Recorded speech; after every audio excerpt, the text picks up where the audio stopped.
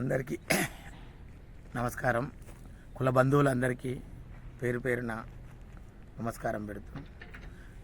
ఈరోజు నిజంగా ఎన్నో రోజులుగా ఎదురు చూస్తున్న ఆశ నెరవేరుతున్నది.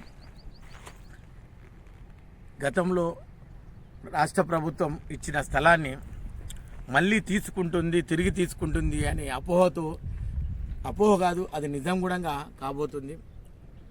అందులో భాగంగా ఈరోజు వెంటనే మనం ఒక కార్యక్రమం చేపట్టాలి, ఈ నిర్మాణం చేయాలి అనే దాని మీద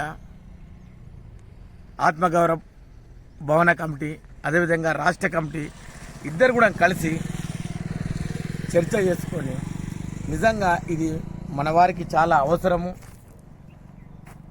మన చదువుకున్న పిల్లలకు కానీ మన కుల బంధువులకు కూడా ఇది ఒక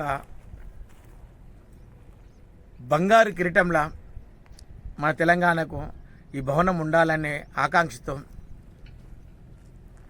ఖచ్చితంగా ఈ నిర్మించాలి అనే దాంతో ఈ కాంపౌండ్ వాల్ మాత్రం నిర్మించడం జరిగింది. అదేవిధంగా బోరు కూడా వేయడం జరిగింది. దాతలు నిజంగా వారికి చేతులెత్తి ముక్కాలి, వారు కూడా ముందుకు రావటం.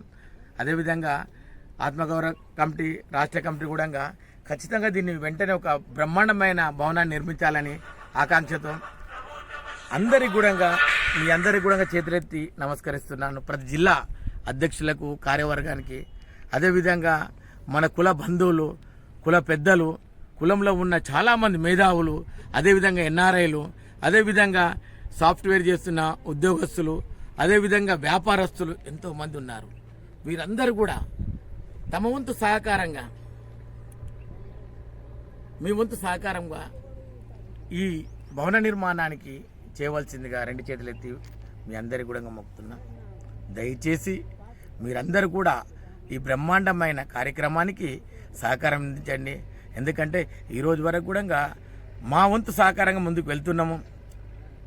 అదేవిధంగా ఆత్మగౌరవ కమిటీ వెంకట్ గారు కానీ, అదేవిధంగా పెద్దలు బాలయ్య, వెంకటేశం, వేదాంతం, అదేవిధంగా ఉల్లపల్లి సత్యనారాయణ గారే, అదేవిధంగా చేని వెంకటేశం గారు, అదేవిధంగా దిలీప్ గారు, అది కంచి మసూదన్ గారు, అదేవిధంగా యువకుడు నాగేశ్వరరావు గారు, నిజంగా ప్రతి ఒక్కరు కూడా తమ వంతు పూర్తి సమయాన్ని ఇక్కడ